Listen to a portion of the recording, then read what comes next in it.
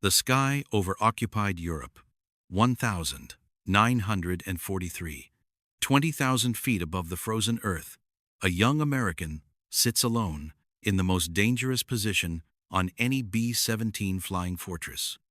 He's the tail gunner, and he's about to face an attack that will come faster than the blink of an eye. The Messerschmitt 109 approaches from 6 o'clock, screaming toward him at a combined closing speed of over 500 miles per hour. The pilot has 3, maybe 4 seconds to aim and fire before breaking off. The tail gunner has the same 3 seconds to track, lead, and destroy a target moving faster than anything he's ever seen in his life. Most tail gunners miss. It's not their fault.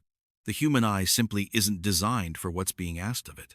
But one man figured out how to change that. And his solution was so simple, so obvious in hindsight, that it makes you wonder why no one thought of it sooner. This is the story of how a reflector sight system transformed the most vulnerable position on the B-17 into one of its deadliest weapons.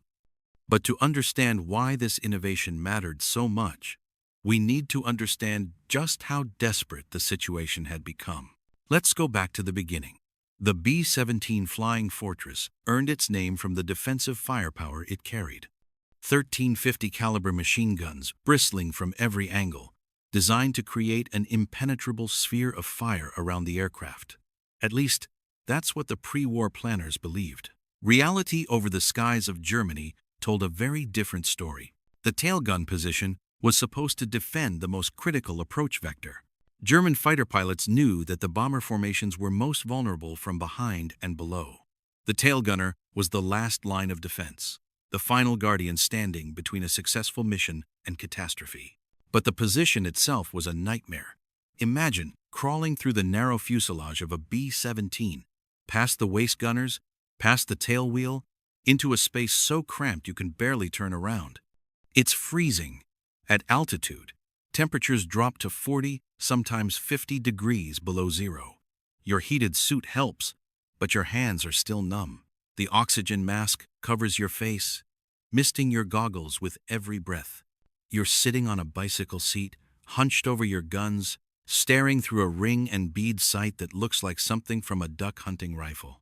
And you're expected to hit a target traveling at 300 miles per hour, coming at you from any angle, often through clouds and sun glare, while your own aircraft bounces and shakes from turbulence and nearby flak explosions. The statistics were brutal. In the early years of the daylight bombing campaign, tail gunners had some of the lowest hit rates of any aerial gunner position. Analysis of combat footage and after-action reports showed that most tail gunners were firing wildly, unable to properly lead their targets. The tracer rounds that were supposed to help them adjust their aim often just added to the confusion, creating streams of light that obscured rather than illuminated. German pilots knew this. They developed tactics specifically designed to exploit the tail gunner's weakness. They'd approach from directly behind, presenting the smallest possible target, knowing that the gunner would struggle to track them accurately. Some pilots would initiate their attack from 2,000 yards out, well beyond effective range, specifically to study the tracer patterns. They could tell immediately if they were facing an inexperienced gunner. And over Germany in 1943, most gunners were inexperienced. The life expectancy was measured in missions, not months. Staff Sergeant Tom Sullivan was different. He wasn't supposed to become a tail gunner at all. He'd trained as an aircraft mechanic, spent months learning the intricate systems that kept the B-17 flying. But the Army Air Forces had a manning crisis. They needed gunners more than they needed mechanics. And Sullivan found himself assigned to a combat crew heading to the 8th Air Force in England. What made Sullivan unusual was that he couldn't stop thinking like a mechanic. When he first climbed into the tail position during training, his immediate reaction wasn't fear or excitement. It was frustration at the inefficiency of the design.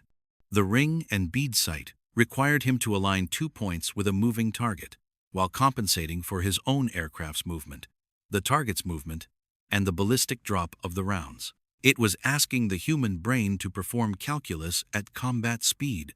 During a training flight over Arizona, Sullivan had an insight.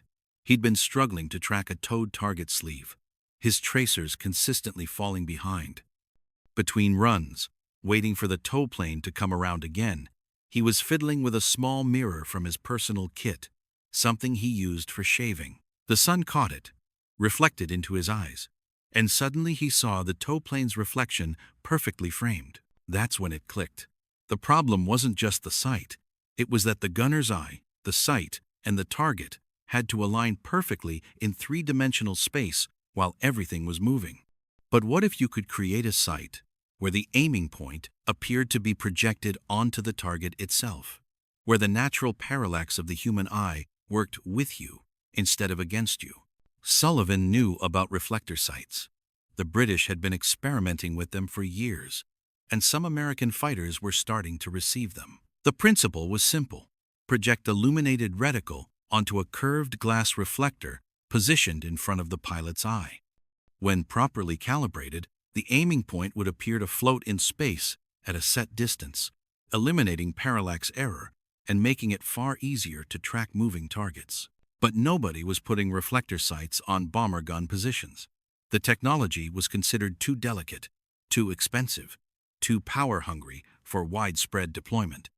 Fighter pilots got them because each fighter carried only one pilot. But a B-17 carried multiple gunners, and multiplying the cost across thousands of bombers seemed prohibitive.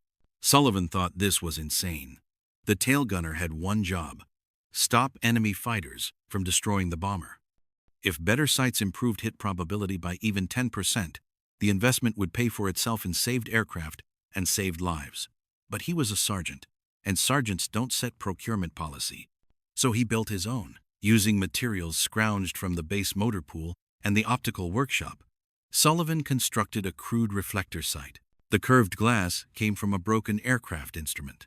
The light source was a small bulb pulled from a flashlight, powered by tapping into the aircraft's electrical system.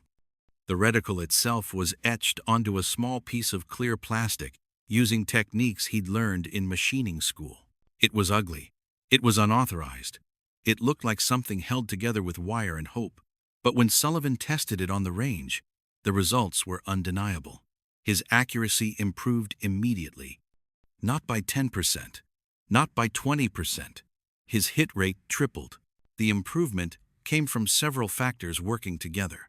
The projected reticle eliminated parallax, meaning Sullivan's eye no longer had to be perfectly aligned with the sight.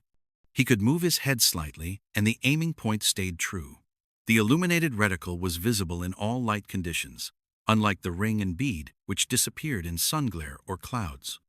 And most importantly, the sight allowed him to track targets with both eyes open, maintaining situational awareness while aiming.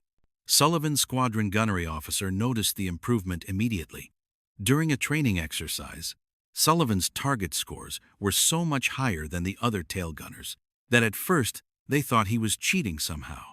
When they discovered the homemade reflector sight, the initial reaction was to confiscate it. Unauthorized modifications to aircraft systems were strictly forbidden. But then a captain with actual combat experience intervened. He'd been a tail gunner himself on the early Schweinfurt raids, missions where the 8th Air Force had lost 60 bombers in a single day. He knew what those statistics meant in terms of empty bunks and unanswered letters home. If Sullivan's contraption actually worked, orders and regulations could go to hell. They conducted a formal test. 6 tail gunners, 3 flights each, firing at towed targets. 3 gunners used standard ring and bead sights. 3 used hastily constructed copies of Sullivan's reflector system. The results weren't even close. The reflector sight gunners averaged 3 times as many hits per burst. The report went up the chain of command and landed on the desk of a colonel who'd been fighting the procurement bureaucracy for months, trying to get better equipment for his gunners. He saw Sullivan's innovation as ammunition, if you'll pardon the expression, for a much larger battle. Within weeks, Sullivan was pulled off flight status and assigned to work with engineers at Wright Field. His crude prototype became the basis for a production reflector sight system designed specifically for tailgun positions. The official designation was the K-13 series reflector sight, but everyone called it the Sullivan sight. The engineering challenge was significant. Fighter plane reflector sights operated in a relatively clean, climate-controlled cockpit. A tailgun sight had to function in the most hostile environment imaginable. Extreme cold, rapid pressure changes, violent vibrations, and the very real possibility of battle damage. The sight had to be rugged enough to handle all of this, while remaining accurate enough to make a difference in combat.